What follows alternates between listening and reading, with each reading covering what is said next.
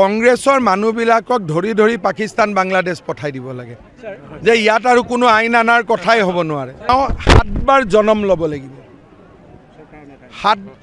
Barpeta medical কলেজৰ নাম বৰপেটা লিখা হৈ গ'ল। ইয়াক চেঞ্জ কৰিবৰ কাৰণে গৌৰৱ গগৈ এটা 7বাৰ জন্ম ল'ব লাগিব। জাতিটোৰ সংকটৰ মুহূৰ্তত আমি একেলগ হৈ থাকিব লাগিব। একতাৰ বেলেগ কোনো কথা নাই।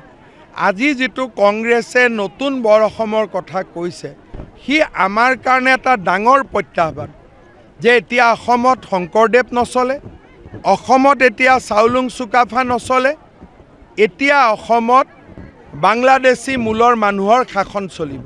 তেওঁ নতুন বৰ অসমখনত বেচিকেলি আমাৰ যিটো ঐতিহ্য সংস্কৃতি তেওঁ বিসৰ্জন দিব খোজে।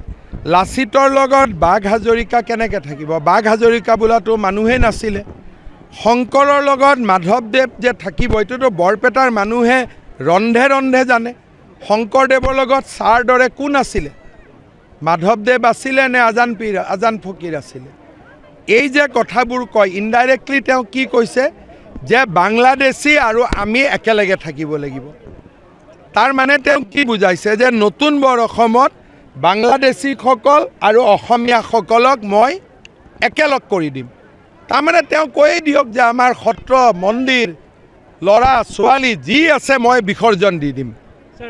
এনেকুৱা বৰ অসম আমাক নালাগে। আমাক কোনখন বৰ অসম লাগে? যিখন স্বৰ্গদেউ চাওলুং চুকাফাই কৰিছিল, যিখন বৰ অসম মহাপুৰুষ শ্ৰীমন্ত শংকৰদেৱে কৰিছিল। গৌৰৱ গগৈয়ে কৰা বৰ অসমখন আমাক নালাগে। কংগ্ৰেছৰ মানুহবিলাকক ধৰি ধৰি পাকিস্তান বাংলাদেশ পঠাই দিব লাগে যে ইয়াত আৰু কোনো আইন আনাৰ কথাই হ'ব নোৱাৰে। তেওঁ 7বাৰ জনম ল'ব লাগিব।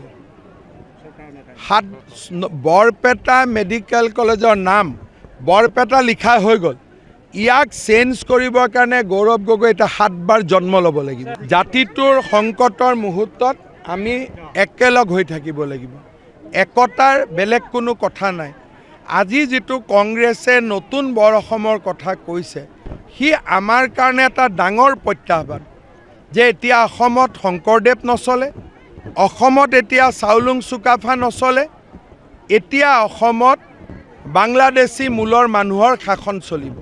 তেওঁ নতুন বৰ অসমখনত বেচিকেলি আমাৰ যিটো ঐতিহ্য সংস্কৃতি তেওঁ বিসৰ্জন দিব খোজে। লাচিতৰ লগত বাঘ হাজৰিকা কেনেকৈ থাকিব? বাঘ হাজৰিকা বোলাটো মানুহেই নাছিলে। শংকৰৰ লগত মাধৱদেৱ যে থাকিব এইটোতো বৰপেটাৰ মানুহে ৰন্ধে ৰন্ধে জানে। শংকৰদেৱৰ লগত ছাৰ দৰে কোন আছিলে? মাধৱদেৱ আছিলে নে আজান ফকীৰ আছিলে? এই যে কথাবোৰ কয় ইনডাইৰেক্টলি তেওঁ কি কৈছে যে বাংলাদেশী আৰু আমি একেলগে থাকিব লাগিব।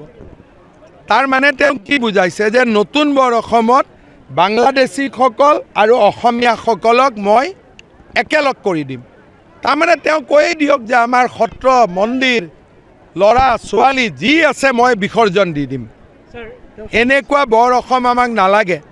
আমাক কোনখন বৰ অসম লাগে? যিখন স্বৰ্গদেউ চাওলুং চুকাফাই কৰিছিল, যিখন বৰ অসম মহাপুৰুষ শ্ৰীমন্ত শংকৰদেৱে কৰিছিল। গৌৰৱ গগৈয়ে কৰা বৰ অসমখন আমাক নালাগে।